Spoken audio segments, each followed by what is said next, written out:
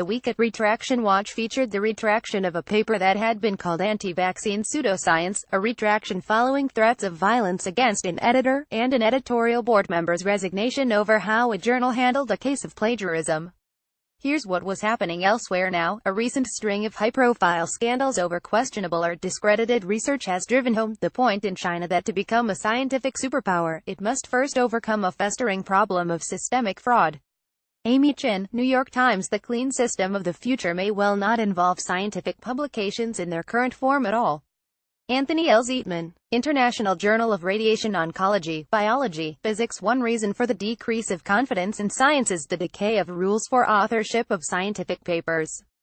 Pediatric diabetes, sub-REQD. So I call bullshit on journal publishers' endless demands for hope labor, especially from PhD students. I recognize that academia needs a gift economy to operate, but it should be full-time academics like myself doing the lion's share. The Thesis Whisperer blog. I don't know that I should be congratulated on correcting an error, but sure, whatever. Andrew Gelman reacts to an email. Transparent peer review should be the norm for all academic journals and could be effective in combating the scourge of predatory journals, according to Irene Hames. Johanna Sharma, Nature Index. The goal is to create tools that can check whether manuscripts comply with the guidelines, potentially saving journal editors and authors rounds of lengthy rewrites and ensuring the final article contains the data and information needed to be useful to the scientific community. Brian Owens, Nature Index. Male scientists are more likely to share their published work than are women, but only with other men, a study of hundreds of researchers has found. Joe Marchant, Nature. Any attempt to change academic publishing, no matter how gradual, needs to be made with the revolutionary, even quixotic, intention of short-circuiting the larger system to which it's attached. Maximilian Alvarez, Chronicle of Higher Education. How might registered reports enhance credibility? F1000's Holly Don Murray explains. What's the Karolinska Institute like a year after putting an action plan into place following the Macchiarini scandal? Sarah Nielsen, Science Business. This morning I did a very mean thing.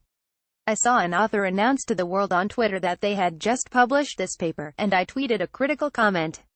Dorothy Bishop blog. Peer review is younger than you think, writes Ben Schmidt.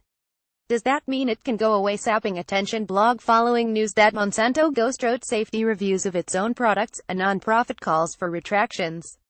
In its current form, peer review offers few incentives for impartial reviewing efforts.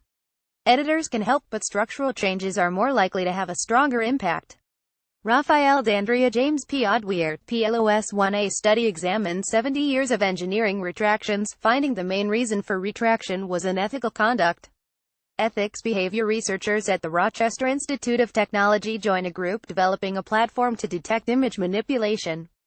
Data reporter Jason DeBrine uses Retraction Watch's database to track holes in the scientific system in North Carolina. WUNC. As publishers battle with sites that make copyrighted papers available, ResearchGate and Springer Nature announce a joint effort to explore how to share papers online while still protecting intellectual property rights. Springer Nature. ResearchGate backs down in response to demands from publishers to take down large numbers of papers shared in violation of copyright. Lindsay McKenzie, Inside Higher Ed. Well, publishers have a problem if their authors are feeling thwarted, even though they say their beef is with ResearchGate, not with those who use it. Barbara Pfister, Insider Higher Ed. In the world of academic publishing, no one is ultimately responsible, because as James Heathers explains, the buck stops nowhere. Medium. A slight change to PNAS's description on its website reveals the importance of accepting that science isn't perfect. Andrew Gelman, Slate. A new legal interpretation by China's highest court will impose harsh criminal liabilities on life science companies that falsify drug data. Lexology. And see our co-founders' piece in Stat from June for a brief overview. Inside Higher Ed seeks comment. Do we need new models for academic publishing? It's very serious, and it's quite frightening to think that someone could be manufacturing this kind of device without knowing the regulations that govern it. Hannah Devlin, The Guardian. A new study explores how hybrid open-access models have evolved over the past few years as the options for authors to pay journals to make their papers freely available grow in number. Peers. Replication isn't just for scientific studies. Even wine needs a replication project, apparently. Retraction Watch on Twitter. A former editor of the British Journal of Diabetes is suspended for 4 months after fabricating both data and co-authors' signatures. Claire Dyer, the BMJ. Searching for the right journal to publish in is like making a long-term investment, and new online tools are available to help authors make that decision. LSE Impact blog like Retraction Watch consider making a tax-deductible contribution to support our growth. You can also follow us on Twitter, like us on Facebook, add us to your RSS reader, sign up on our homepage for an email every time there's a new post, or subscribe to our daily digest. Click here to review our comments policy. For a sneak peek at what we're working on, click here. Related.